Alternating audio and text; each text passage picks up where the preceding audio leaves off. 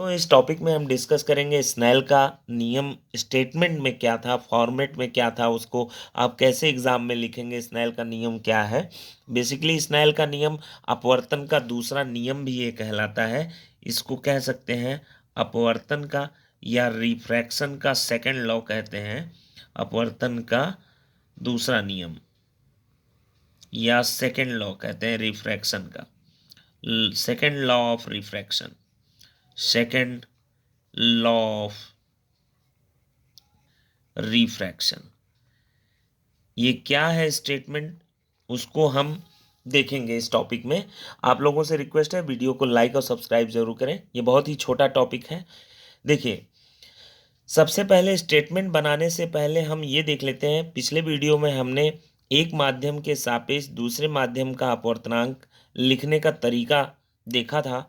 और बेसिकली वो स्नेल के नियम का फार्मूले के रूप का है, फार्मूला का रूप है, यानी सूत्र के रूप में वो लिखा गया है। पिछले वीडियो में हमने एक माध्यम के सापेक्ष दूसरे माध्यम का अपवर्तनांक का क्या फार्मूला, कोण के पदों में, एंगल के टर्म्स में क्या होता है, वो हमने देखा था। बेसिकली मैं कह रहा हूँ ये स्नेल का फार्मूला फॉर्मेट है, यानी सूत्र रूप में लिखा हुआ है। लेकिन आपको सूत्र में नहीं स्टेटमेंट लिखना हो तो आप कैसे लिखेंगे वो हम देखने जा रहे हैं। देखिए, दो माध्यम है, ये स्नेल के नियम का सूत्र है, इससे स्टेटमेंट क्या बनेगा वो आपको लिखना है स्नेल के नियम में। तो देखिए, दो माध्यम है, एक माध्यम P, एक माध्यम Q। ये विरल, ये सघन, रेयरर, ये डेंसर।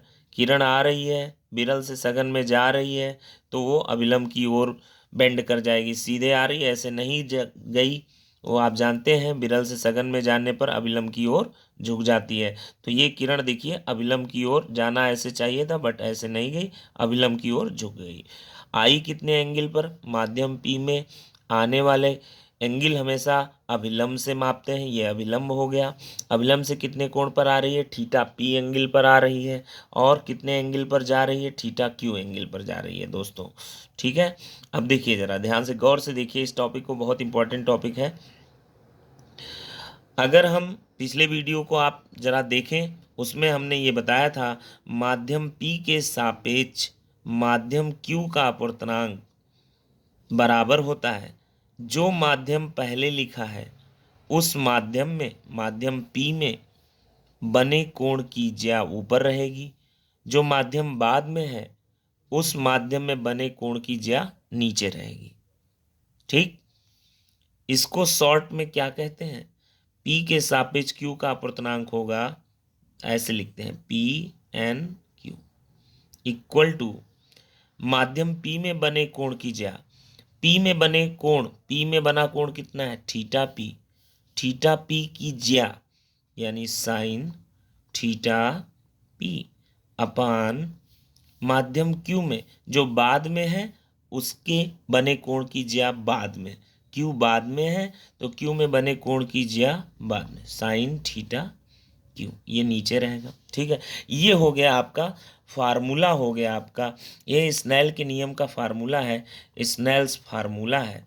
लेकिन आपको स्नेल का नियम लिखना हो तो कैसे आप लिखेंगे वो चीज़ आपको जानना है। ठीक है, तो इसी से बनेगा स्नेल का नियम। देखिए जरा ध्यान से देखिएगा,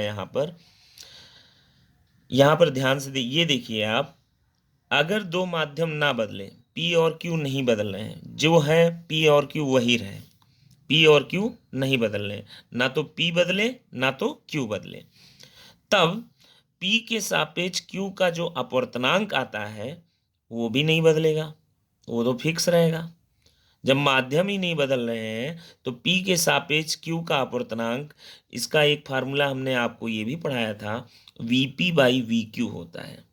P में चाल अपान Q में चाल, P में चाल अपान Q में चाल। आप बताइए अगर दोनों माध्यम ना बदलें, दोनों माध्यम नहीं बदल रहे हैं, तो दोनों माध्यम नहीं बदल रहे हैं तो P और Q नहीं बदल रहे हैं तो P और Q में चाल भी नहीं बदलेगी, किरण की चाल नहीं बदलेगी, ये दोनों चाल, तो अनुपात ये कांस्टेंट होगा। तो अगर माध्यम ना बदले तो ये क्या रहेगा, कांस्टेंट रहेगा। कब कांस्टेंट नियत रहेगा ये? कब ये नियत रहेगा? जब माध्यम दोनों जब दोनों माध्यम ना बदलें, जब दो माध्यम लिए गए हैं जो वो ना बदलें।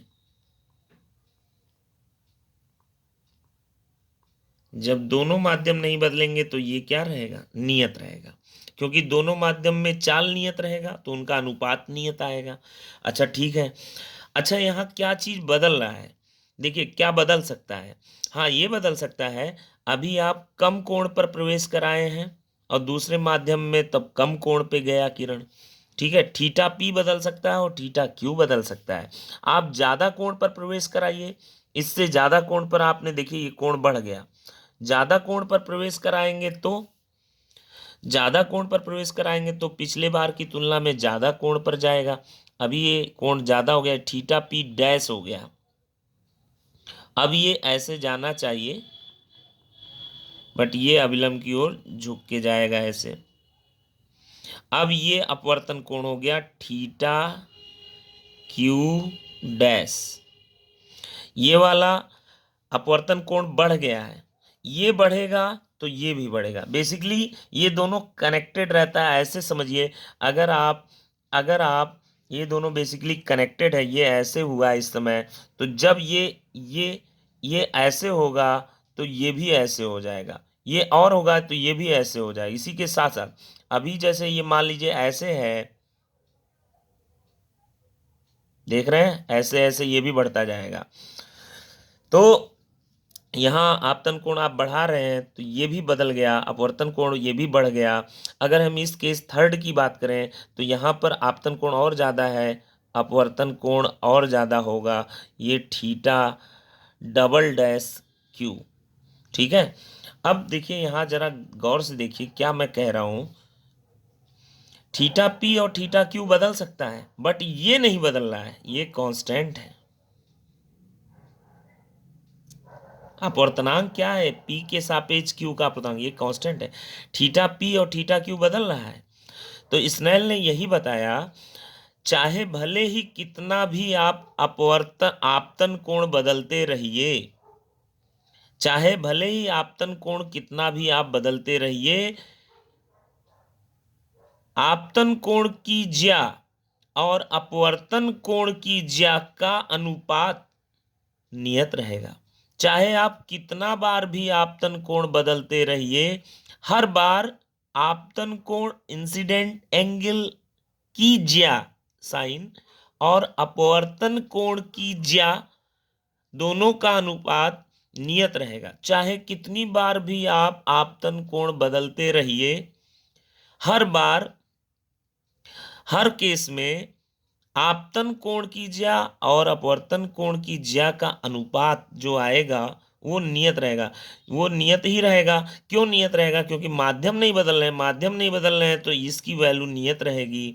ठीक है, अब ये बदलेगा भले, ये नहीं बदलेगा।